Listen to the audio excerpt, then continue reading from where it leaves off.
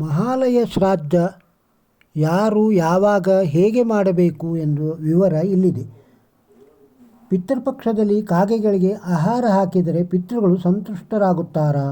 ಜನರು ಪಿತೃಪಕ್ಷದಲ್ಲಿ ಕಾಗೆಗಳನ್ನು ಉಣಬಡಿಸುತ್ತಾರೆ. ಏಕೆಂದರೆ ಈ 15 ದಿನ ಕಾಗೆಗೆ ಆಹಾರ ನೀಡುವುದು ಧಾರ್ಮಿಕವಾಗಿ ವಿಶೇಷ ಮಹತ್ವ ಹೊಂದಿದೆ. ಪಿತೃಪಕ್ಷದಲ್ಲಿ ಕಾಗೆ ಏಕೆ ಮುಖ್ಯ ಎಂದು ತಿಳಿಯೋಣ. ಹಿಂದೂ ಧರ್ಮ ಗ್ರಂಥಗಳು ಮತ್ತು ನಂಬಿಕೆಗಳ ಪ್ರಕಾರ ಪಿತೃಪಕ್ಷಕ್ಕೆ ವಿಶೇಷ ಮಹತ್ವವಿದೆ. ಪಿತೃಪಕ್ಷವನ್ನು ಪ್ರತಿ ವರ್ಷ ಭಾದ್ರಪದ ಮಾಸದ ಶುಕ್ಲ ಪಕ್ಷದ ಹುಣ್ಣಿಮೆಯಿಂದ ಭಾದ್ರಪದ ಮಾಸದ ಕೃಷ್ಣ ಪಕ್ಷದ ಅಮಾವಾಸ್ಯೆಯ ದಿನದವರೆಗೆ ಆಚರಿಸಲಾಗುತ್ತದೆ. ಇದು ಒಟ್ಟು 16 ದಿನಗಳ ಅವಧಿಯಾಗಿದೆ. 16 ದಿನಗಳ ಕಾಲ ನಡೆಯುವ ಪಿತೃಪಕ್ಷದಲ್ಲಿ ಪೂರ್ವಜರ ತರ್ಪಣ, ಶ್ರಾದ್ದ ಮತ್ತು ಪಿಂಡದಾನದಂತಹ ಆಚರಣೆಗಳನ್ನು ಮಾಡಲಾಗುತ್ತದೆ. ಆದರೆ ಇದೆಲ್ಲದರ ಜೊತೆಗೆ ಪಿತೃಪಕ್ಷದಲ್ಲಿ ಕಾಗೆಗಳಿಗೆ ಆಹಾರ ನೀಡುವುದಕ್ಕೂ ವಿಶೇಷ ಮಹತ್ವವಿದೆ. ಸಾಮಾನ್ಯವಾಗಿ ಕಾಗೆ ಬಂದರೆ ಶಿಹ್ ಶಿಹ್ ಎಂದು ಓಡಿಸುವ ಜನರು ಪಿತೃಪಕ್ಷದಲ್ಲಿ ಮಾತ್ರ ಕಾಗೆಗಳು ಬರಲಿ ಎಂದು ಕಾಯುತ್ತಾರೆ. ಅವನ್ನು ಕರೆದು ಊಟ ಹಾಕುತ್ತಾರೆ.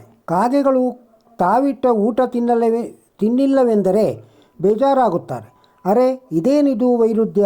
ಪಿತೃಪಕ್ಷದಲ್ಲಿ ಕಾಗೆಗಳಿಗೆ ಇಷ್ಟೊಂದು ಮಹತ್ವ ಬರಲು ಕಾರಣವೇನು? ಕಾಗೆ ಯಮನ ಸಂಕೇತ. ಈ 15 ದಿನಗಳಲ್ಲಿ ಜನರು ಕಾಗೆಗಳನ್ನು ಹುಡುಕಿ ಆಹಾರ ತಿನ್ನಿಸುತ್ತಾರೆ.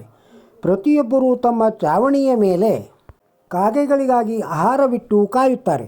ಪಿತೃಪಕ್ಷದಲ್ಲಿ ಕಾಗೆಗಳಿಗೆ ಏಕೆ ಪ್ರಾಮುಖ್ಯತೆ ಮತ್ತು ಶ್ರೀರಾಮನಿಗೂ ಕಾಗೆಗಳಿಗೂ ಇರುವ ಸಂಬಂಧವೇನು ಎಂಬುದನ್ನು ತಿಳಿದುಕೊಳ್ಳೋಣ. ಪಿತೃಗಳಿಗೆ ತೃಪ್ತಿ ಸಿಗುತ್ತದೆ. ಹಿಂದೂ ಧರ್ಮ ಮತ್ತು ಧರ್ಮಗ್ರಂಥಗಳ ಪ್ರಕಾರ ಪಿತೃಪಕ್ಷ ಸಮಯದಲ್ಲಿ ಕಾಗೆಗೆ ಆಹಾರವನ್ನು ನೀಡುವುದು ಪೂರ್ವಜರಿಗೆ ಪಿತೃಗಳಿಗೆ ತೃಪ್ತಿಯನ್ನು ನೀಡುತ್ತದೆ. ಕಾಗೆಗೆ ಆಹಾರ ನೀಡದೆ ಪೂರ್ವಜರನ್ನು ತೃಪ್ತಿಪಡಿಸಲು ಸಾಧ್ಯವಿಲ್ಲ ಎಂದು ಹೇಳಲಾಗುತ್ತದೆ. ಕಾಗೆಗಳನ್ನು ಪೂರ್ವಜರ ರೂಪವೆಂದು ಪರಿಗಣಿಸಲಾಗುತ್ತದೆ. ಹಾಗಾಗಿ ಕಾಗೆಗಳು ಸಂತೃಪ್ತಿಗೊಂಡರೆ ನಮ್ಮ ಪೂರ್ವಜರು ಸಂತೃಪ್ತರಾದರು ಎಂಬ ನಂಬಿಕೆ ಇದೆ. ಪಂಚಬಲಿ ಸೇವೆ. ಪಿತೃಪಕ್ಷದಲ್ಲಿ ಜನರು ಪೂರ್ವಜರಿಗೆ ಶ್ರಾದ್ದ ಮತ್ತು ತರ್ಪಣವನ್ನು ಮಾಡುತ್ತಾರೆ. ಶ್ರಾದ್ದದ ನಂತರ ಪಂಚಬಲಿ ಹಬ್ಬದೂಟ ಮಾಡಬೇಕೆಂದು ಶಾಸ್ತ್ರಗಳಲ್ಲಿ ಹೇಳಲಾಗಿದೆ. ಅಂದರೆ ಶ್ರಾದ್ದ ಪೂಜೆಯ ನಂತರ ಹಸು, ನಾಯಿ, ಕಾಗೆ, ದೇವತೆ ಮತ್ತು ಇರುವೆ ಇವುಗಳಿಗೆ ಆಹಾರ ನೀಡಬೇಕು. ಇದಕ್ಕೆ ಪಂಚಬಲಿಗೆ ಆಹಾರವನ್ನು ನೀಡುವುದು ಎನ್ನಲಾಗುತ್ತದೆ. ಕಾಗೆ ಯಮನ ಸಂಕೇತ. ಹಿಂದೂ ನಂಬಿಕೆಗಳ ಪ್ರಕಾರ ಕಾಗೆಯನ್ನು ಯಮನ ಸಂಕೇತವೆಂದು ಪರಿಗಣಿಸಲಾಗುತ್ತದೆ.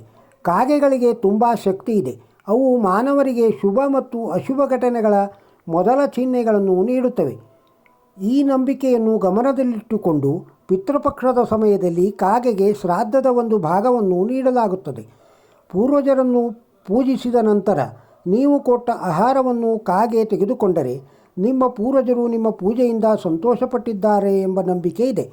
ಕಾಗೆ ತಿನ್ನದಿದ್ದರೆ ಪೂರ್ವಜರು ನಿಮ್ಮ ಮೇಲೆ ಕೋಪಗೊಂಡಿದ್ದಾರೆ ಎನ್ನುತ್ತಾರೆ. ಮಹಾಲಯ ಶ್ರಾದ್ದ ಯಾರು ಯಾವಾಗ ಹೇಗೆ ಮಾಡಬೇಕು ಎಂಬ ವಿವರ ಇಲ್ಲಿದೆ. ರಾಮನ ಜೊತೆ ಕಾಗೆಯ ಸಂಬಂಧ. ರಾಮನ ಕತೆ ಅನಂತ ಎಂದು ಹೇಳಲಾಗುತ್ತದೆ. ಕೆಲವು ರಾಮಾಯಣದ ಮೂಲ ಭಾಗದಲ್ಲಿದೆ ಮತ್ತು ಕೆಲವು ಪ್ರಕ್ಷೇಪಿತ ಕಥೆಗಳು. ಅಂತಹ ಒಂದು ಕಥೆಯ ಪ್ರಕಾರ ಒಮ್ಮೆ ಕಾಗೆಯು ತಾಯಿ ಸೀತೆಯ ಪಾದಗಳನ್ನು ಚುಚ್ಚಿತು.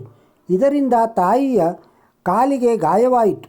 ತನ್ನ ಹೆಂಡತಿ ಕಷ್ಟದಲ್ಲಿರುವುದನ್ನು ಕಂಡು ರಾಮನಿಗೆ ಕೋಪ ಬಂತು.